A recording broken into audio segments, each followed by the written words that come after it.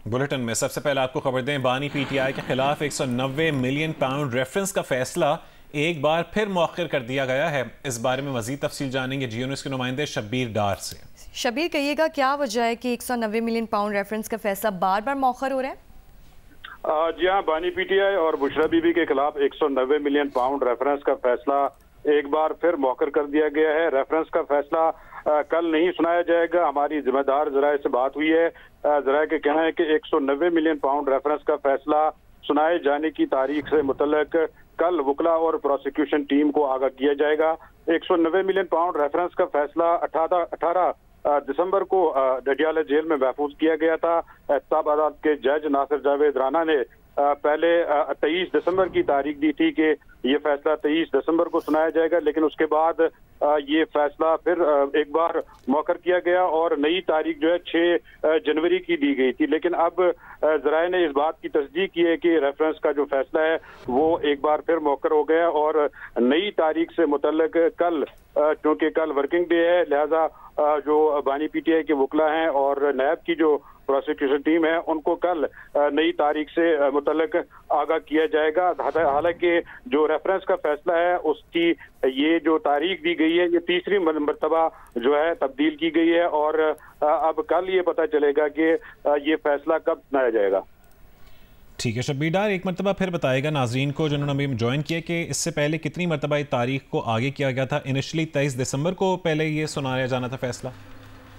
जी रजा, 18 दिसंबर को ये फैसला महफूज किया गया था। एहतसाब अदालत के जज नासिर जावेद राना ने अडियाला जेल में जब केस कंक्लूड हो गया, दोनों तरफ से हतमी दलाइल मुकम्मल हो गए, तो उसके बाद ये 18 दिसंबर को अडियाला जेल में ये फैसला महफूज हुआ था और उस वक्त जो है अदालत ने अनाउंस किया था कि ये फैसला 23 दिसंबर को सुनाया जाएगा। लेकिन 23 दिसंबर को ये फैसला नहीं सुनाया गया और नई तारीख जो है 6 जनवरी की दी गई और 6 जनवरी कल चूंकि है, लिहाजा ये फैसला कल आना था। लेकिन अब जराये ने इस बात की तस्दीक की है कि कल ये फैसला नहीं सुनाया जाएगा, अब इसकी नई तारीख दी जाएगी और ये नई तारीख कल वकला और नैब की प्रोसिक्यूशन टीम जो है उनको दी जाएगी। ठीक है, बहुत शुक्रिया शब्बीर डार आपका।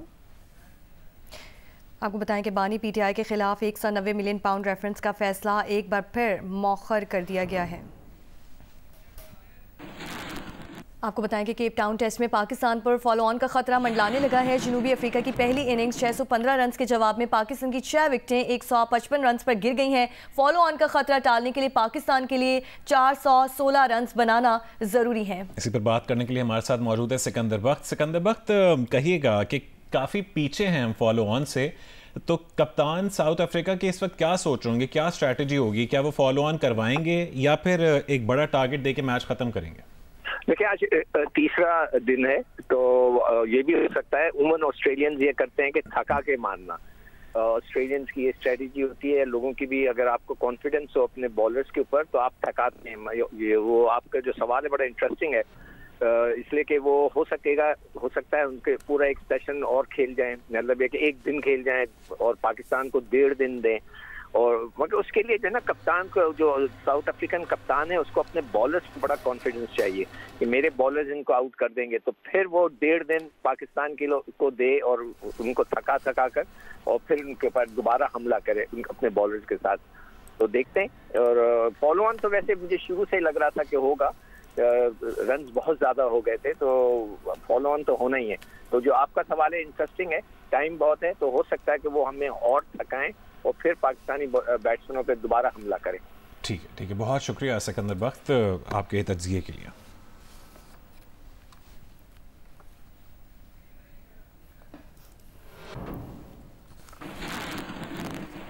आगे बढ़ते हुए आपको बताएं कि मुशीर इत्तलात खैबर पख्तूनख्वा मोहम्मद अली सैफ ने कहा है कि डिप्टी कमिश्नर कुरम पर फायरिंग का वाकया अमन अमल के लिए धचका नहीं है। जियो न्यूज़ के नुमाइंदे अबू बकर सिद्दीक से गुफ्तगू में बैरिस्टर सैफ ने कहा है कि सिक्योरिटी क्लियरेंस मिलते ही काफिले रवाना कर दिए जाएंगे।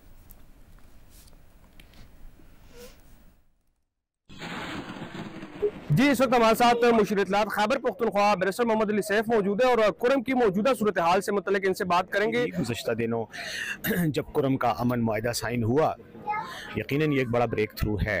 और कल का जो वाक़या है ये एक मैं इसको कोई इतना बड़ा इस पूरे पीस प्रोसेस के लिए कोई इतना बड़ा सेटबैक नहीं समझता। उसकी वजह यह है कि जिन्होंने भी ये किया शरपसंद लोग थे, उन्होंने शर फैलाने की कोशिश की, लेकिन इसके नतीजे में हमारा अज़म जो है वो बिल्कुल नहीं मुतासिर हुआ। जिन्होंने ये वाक़या किया है, जो हरकत की है, उनको उनके ख़िलाफ़ कार्रवाई हो रही है और इंशाल्लाह उनको कानून के मुताबिक कैफर किरदार तक पहुँचाया जाएगा। अच्छा बिरसा साहब, आप कुछ ही फासले पर खुद भी मौजूद थे वहाँ पर, तो कैसे ये वाक़या पेश आया है? देखिए, ये बगन का इलाका है कुरम में, वहाँ जो हैं मकामी लोग अपनी तरफ से कुछ एहतजाज कर रहे थे कि कुछ अर्सा पहले वहाँ पर दुकानें और इमारात को नुकसान पहुँचा था, उसके हवाले से उनके कुछ तहफ़्फ़ुज़ात थे और उसी हवाले से उनके मुतालबात के लिए वो एक धरना दे रहे थे। कुछ लोगों ने अचानक सड़क पर आ गए और उनमें कुछ लोग मुसल्ला थे, कुछ गैर मुसल्ला थे, कुछ मुसल्ला थे, तो उन्होंने फिर फायरिंग की। अब कब तक एक्सपेक्ट किया जा रहा है कि दोबारा काफ़िला जो है वो रवाना होगा? क्या कोई एक्सपेक्ट है कि इन काफ़िला रवाना होगा? अभी हम सिर्फ वहाँ पर जो सिक्योरिटी सूरत हाल है उसका वो जायज़ा ले रहे हैं। जैसे ही हमें सिक्योरिटी क्लियरेंस मिलेगी इंशाल्लाह काफ़िला रवाना होगा। काफ़िले वो ट्रक वहीं खड़े हैं, टल के पास ही खड़े हैं और इंशाल्लाह वहाँ से हम उनको मूव करेंगे। गुज़श्ता रोज़ लोअर कुरम के इलाके बगन में डीसी पर फायरिंग के बाद कुरम के लिए रवाना होने वाला 80 गाड़ियों पर मुश्तमिल काफिला ताहाल मुतासर इलाकों के लिए रवाना नहीं हो सका है। वज़ीर आला KP की हिदायत पर IG पुलिस और चीफ सेक्रेटरी इजलास के लिए कोहाट पहुँच गए हैं। ये रिपोर्ट देखिए। कोहाट में वजीर आला KP के अली अमीन गंडापुर की हिदायत पर IG पुलिस अख्तर हयात गंडापुर, चीफ सेक्रेटरी समेत तमाम आला सिविल और फौजी अफसरान इजलास के लिए पहुँच गए हैं। इजलास में बगन वाक़े में मुलविस दहशत गर्दों के खिलाफ FIR दर्ज करने और उनकी गिरफ्तारी के लिए लाहे अमल तय किया जाएगा। गुज़िश्ता रोज लोअर कुरम के इलाके बगन में फायरिंग के बाद काफिले आर्जी तौर पर रोक दिए गए थे। फायरिंग के वाक़े में डिप्टी कमिश्नर समेत 7 अफराद जख्मी हो गए थे। पारा चिनार टल मेन शाहराह आज भी हर किस्म की आमदोरफ्त के लिए बंद है। शहरियों को शदीद मुश्किलात का सामना है। अपर कुरम की 4 लाख आबादी इलाके में महसूर अशिया खुर्दोनोश की तरसील की फरहमी मुअत्तल है। जिला इंतजामिया का कहना है कि 80 गाड़ियों पर मुश्तमिल काफिला ताहाल मुतासरा इलाकों के लिए रवाना न हो सका। रोड क्लियर होते ही काफिला रवाना कर दिया जाएगा। इधर रास्तों की बंदिश, बदअमनी और दहशतगर्दी के खिलाफ कुरम प्रेस क्लब के सामने एहतजाज जारी है। शुरा का कहना है कि रोड खोलने और महफूज बनाने तक धरना जारी रहेगा। पारा चिनार में 3 माह से आमदोरफ्त के रास्तों की बंदिश से महसूर लोगों की मुश्किलात मजीद बढ़ गई है। अभी भी लोगों की उम्मीद है कि वो जो सामान है, वो जो शाही खुर्दनोश की चीज़ें है और जो अद्वियात है